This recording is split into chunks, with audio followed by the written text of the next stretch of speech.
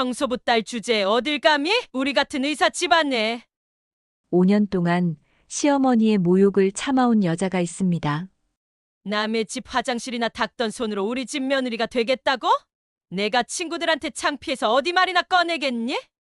이렇게 모진 말을 견디던 그녀가 집을 떠난 날 의사 집안에 떨어질 폭탄을 누구도 예상하지 못했습니다. 어머니가 그렇게 싫으시면 제가 나갈게요. 청소부 딸은 이 집에 어울리지 않으니까요. 근데 앞으로 후회하시지나 마세요. 그땐 이미 늦었을 거니까. 과연 여자는 왜 이런 말을 남겼을까요?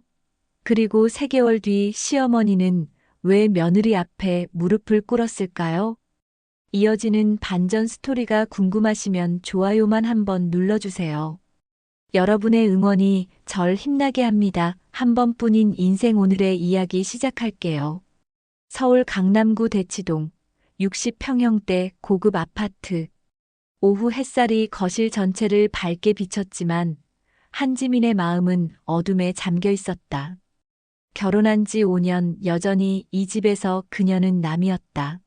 지민아, 또 빨래를 그렇게 개니? 시어머니 박명숙이 날카로운 목소리로 말했다. 전직 대학병원 내과 교수 출신인 그녀의 말투는 언제나 권위적이었다. 지민은 고개를 들지 않은 채 답했다. 네, 어머니. 하긴 네 어머니가 청소부였으니 집안일도 그 정도겠지. 명숙이 소파에 앉으며 차가운 웃음을 지었다. 의사 집안에 그런 며느리가 들어왔다는 게 평생 꼬리표가 될 거야. 창피해서 학회 모임에서도 입을 다물고 있어야 한다니까. 빨래를 개던 지민의 손이 멈췄다. 똑같은 말을 몇 년째 듣고 있었지만 그날따라 가슴속에서 무언가 끌어올랐다. 현관문이 열리며 남편 윤도현이 들어왔다. 외과 전문의인 그는 긴 수술을 마치고 온 듯 피곤해 보였다. 어서 와, 도현아. 명숙의 목소리가 갑자기 부드러워졌다. 오늘 수술 어땠니? 힘들었어요, 어머니. 도연은 넥타이를 풀며 아내를 흘끔 봤지만 아무 말도 하지 않았다. 우리 아들 고생이 많다. 지민아, 얼른 도현이 저녁 차려줘. 지민은 묵묵히 일어났다. 부엌으로 향하는 그녀의 뒷모습을 바라보며 명숙이 다시 입을 열었다. 정말 답답해 죽겠어. 청소부 딸이 의사 며느리라니. 내 친구들도 다 아는 사실이지. 창피하지도 않니? 그 순간 지민이 멈춰섰다. 5년간 참아온 모든 것이 한계에 달했다. 천천히 돌아서며 그녀가 말했다. 어머니께서 그렇게 부끄러우시다면 제가 이 집을 떠나겠습니다. 갑작스런 며느리의 당당한 목소리에 거실의 공기가 얼어붙었다. 평소 울며 참기만 하던 지민의 변화에 명숙은 당황했다. 뭐라고? 청소부 딸은 이 고귀한 의사 집안에 어울리지 않으니까요. 하지만 한 가지만 약속하세요. 나중에 후회하지 마시기를. 지민의 눈빛에서 이상한 빛이 스쳤다. 마치 오랫동안 숨겨온 무언가를 드디어 드러낼 때가 왔다는 듯한 표정이었다. 저녁 식탁은 평소보다 더 무거운 침묵으로 가득했다. 박명숙은 아들에게만 반찬을 권하며 며느리는 철저히 무시했다. 도현아, 생선 더 먹어. 요즘 살이 빠진 것 같다.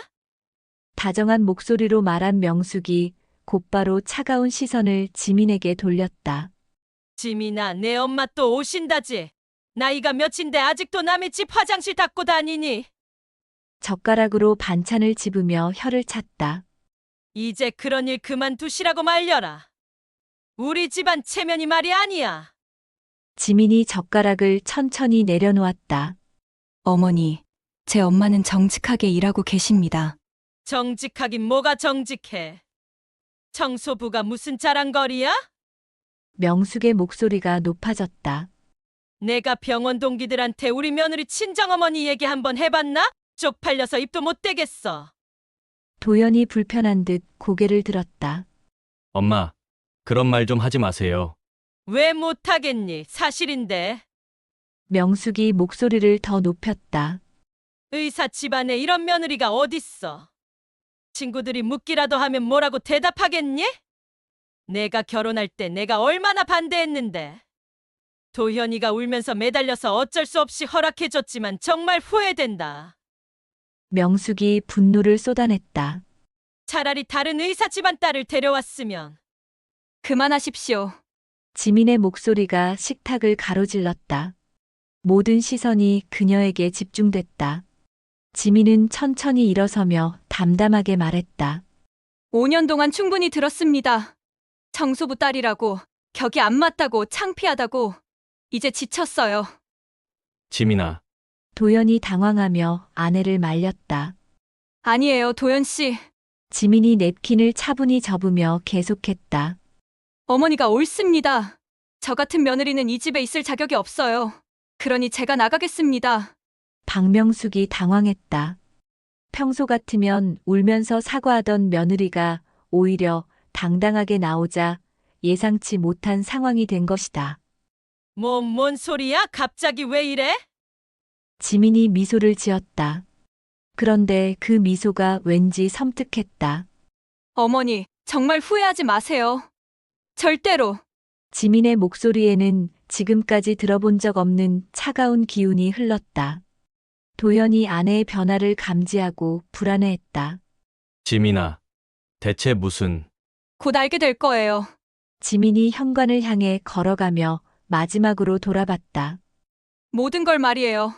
지민은 곧장 안방으로 들어가 캐리어를 꺼냈다. 5년간 이 집에 살면서도 개인 물품은 옷가지와 몇 권의 책이 전부였다. 지민아, 잠깐만! 도연이 황급히 따라왔다. 엄마가 좀 심했지만 갑자기 집을 나간다는 게 도연 씨, 지민이 옷을 개어 담으며 차분히 말했다. 5년 동안 당신은 한 번도 저를 지켜준 적이 없어요. 도연은 아무 말도 할 수 없었다. 아내의 말이 틀리지 않았기 때문이다. 지민이 짐을 챙기고 현관으로 나오자 박명숙이 벌떡 일어났다. 정말로 나간다고? 이게 무슨 버릇없는. 어머니, 지민이 현관에서 돌아서며 말했다. 20년 전 어머니께서 한 여성을 모욕했던 일을 기억하세요? 박명숙의 얼굴이 순간 굳었다. 뭔 소리야? 대학병원 청소 계약건으로 병원장실에 찾아온 청소업체 사장 말이에요. 지민의 목소리가 낮아졌다. 그때 뭐라고 하셨죠? 명숙의 얼굴이 창백해졌다. 그 여성이 누군지 아세요? 제 어머니예요. 김미정. 지민이 담담하게 고백했다. 어머니께서 20년 전 모욕했던 바로 그 사람. 그럼 지금까지. 네, 모든 게 계획이었어요. 지민의 입가에 차가운 미소가 스쳤다. 20년에 걸친 복수였죠. 현관 밖에서 경적 소리가 들렸다. 엘리베이터 문이 열리며 정장 차림의 중년 여성이 나타났다. 몇 시간 전까지 청소복을 입고 있던 그 사람이 맞나 싶을 정도로 완전히 다른 모습이었다. 수고 많았다. 지민아. 김미정이 딸을 바라보며 따뜻하게 미소 지었다. 5년 동안 참느라 힘들었지. 박명숙이 입을 벌린 채 그녀를 바라봤다. 20년 전 병원장실에서 만났던 그 청소업체 사장의 면모가 희미하게 겹쳐 보였다. 당신이. 설마? 오랜만이네요. 박 교수님. 미정의 목소리는 차갑고 위험이 있었다. 진성 메디컬 그룹 회장 김미정입니다. 그리고 이 아이는 저희 그룹의 전무이사죠. 순간 거실이 정적에 휩싸였다.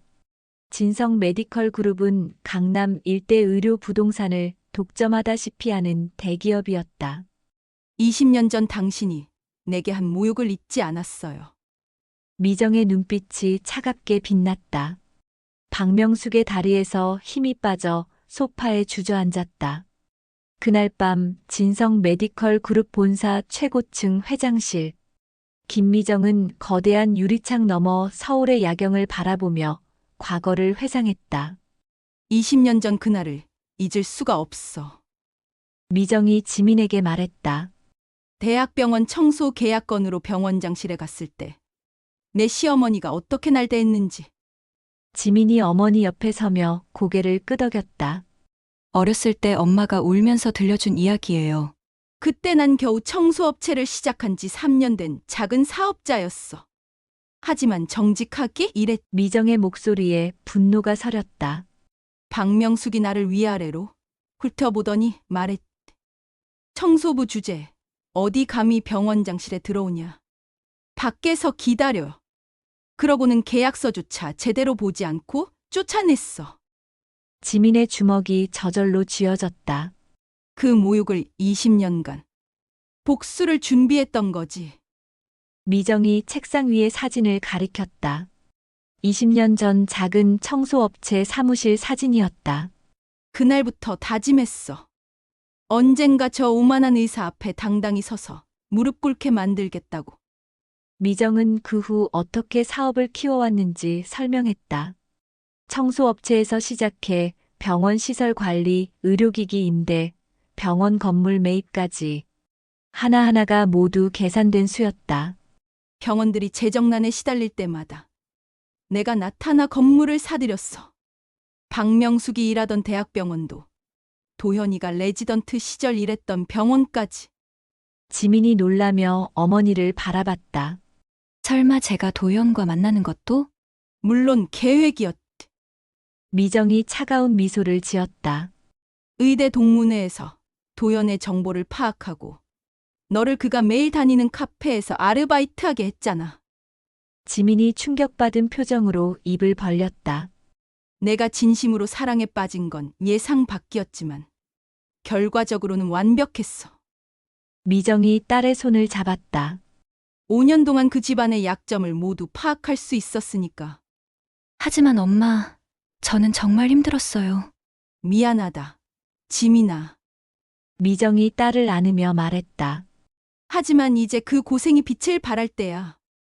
미정은 책상 서랍에서 두꺼운 파일을 꺼냈다. 박명숙의 재산, 상황, 도연의 병원 경영 현황까지 모든 게 들어있어. 알고 있니? 도연이 운영하는 성형외과 건물주가 누군지? 미정이 의미심장하게 웃었다. 바로 우리야. 박명숙이 살고 있는 아파트도 우리가 시행했고. 지민이 놀라며 물었다. 그럼 지금까지 우리가 그들의 생계를 쥐고 있었던 셈이. 미정이 창밖을 바라봤다. 내일 강남 의료타운 재개발 회의에서 내가 진성 메디컬 그룹 전무로서 회의를 주최해. 지민이 결심한 듯 고개를 끄덕였다. 알겠어요, 엄마. 미정이 차가운 미소를 지었다. 내일은 진짜 복수의 시작일 뿐이야. 다음 날 오전 강남 한복판의 진성 메디컬 그룹 본사 50층 대회의실에는 의료계 인사 100여 명이 모여 있었다. 강남 의료타운 재개발 회의라는 명목이었지만 실상은 진성 메디컬 그룹의 압도적인 영향력을 보여주는 자리였다. 박명숙은 명예교수 자격으로 뒤쪽 자리에 앉아 있었다. 어젯밤 며느리의 충격적인 정체를 알게 된 후 한잠도 자지 못했다. 하지만 설마 이런 공식 석상에서 무슨 일이 일어날 거라고는 생각하지 못했다. 이제 진성 메디컬 그룹 전무이사님께서 발표하시겠습니다. 사회자의 말과 함께 회의실 앞문이 열렸다. 검은 정장을 완벽하게 차려입은 한지민이 당당하게 걸어 들어왔다. 안녕하십니까. 진성 메디컬 그룹 전무이사 한지민입니다. 순간 회의실이 술렁거렸다. 몇몇 사람들이 박명숙을 힐끔거리며 수군거렸다. 그들 중 일부는 지민을 박명숙의 며느리로 알고 있었기 때문이다. 박명숙의 얼굴이 순식간에 창백해졌다. 눈앞에 선 여인이 바로 자신이 5년간 멸시해온 며느리였다는 현실을 받아들이기 힘들었다. 현재 강남 의료타운 내 병원 건물의 75%를 저희 그룹이 소유하고 있습니다. 지민의 차분하고 위험 있는 목소리가 회의실을 울렸다. 대형 스크린에 강남 지도가 나타났고 진성 메디컬 그룹 소유 건물들이 붉은색으로 표시되었다. 참석자들이 놀란 표정으로 화면을 바라봤다. 제브란스 병원 별관, 삼성서울병원 의료진 숙소, 강남성모병원 주차장 건물. 지민이 하나씩 나열할 때마다 회의실의 분위기가 변했다. 모두 저희 그룹 소유입니다. 한 참석자가 손을 들었다. 그럼 우리 병원 임대료도 네, 모두 저희가 받고 있습니다. 지민이 미소를 지으며 답했다. 지난 5년간 꾸준히 매입해왔거든요. 박명숙이 자리에서 떨리는 목소리로 일어났다. 지민아. 이게 무슨... 모든 시선이 그녀에게 집중되자 회의실이 조용해졌다. 지민이 천천히 시어머니를 바라보며 말했다. 박명숙 명예교수님 안녕하세요. 지민의 목소리는 완전히 차가웠다. 오늘 참석해주셔서 감사합니다.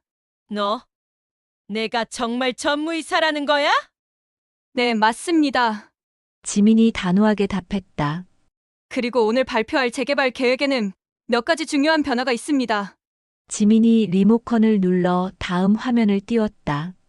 먼저 박명숙 교수님께서 운영하시던 의원이 있던 건물입니다. 화면에 작은 의원 건물이 나타났다. 아쉽게도 재개발 구역에 포함되어 철거 예정입니다. 박명숙이 비틀거렸다. 그 의원은 그녀가 은퇴 후 작은 소득원으로 운영하던 곳이었다. 그리고 윤도영 원장님의 성형외과가 위치한 메디컬 빌딩도 임대 계약 갱신이 어려울 것 같습니다. 마지막으로 대치동 아파트 단지도 저희 그룹이 시행했는데 최근 관리비 정책에 변화가 있을 예정입니다. 지민이 계속했다. 회의실의 의사들이 웅성거렸다. 윤도현이 박명숙의 아들이라는 걸 아는 사람들이 있었기 때문이다. 지민의 목소리가 더욱 차가워졌다. 박명숙이 완전히 무너져 내렸다. 의원도 아들의 병원도 심지어 살고 있는 집까지 모두 며느리의 손안에 있었다는 사실을 깨달은 것이다. 지민아, 박명숙이 떨리는 목소리로 말했다. 제발. 회의실의 모든 사람들이 지켜보는 가운데 박명숙은 결국 떨리는 다리로 며느리 앞에 무릎을 꿇었다. 지민아, 제발.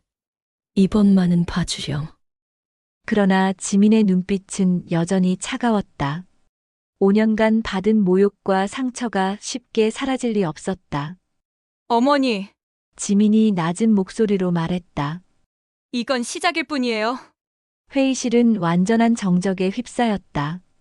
20년에 걸친 복수가 마침내 완성되는 순간이었다. 여러분, 오늘 청소부 딸 며느리의 복수 이야기는 어떠셨나요?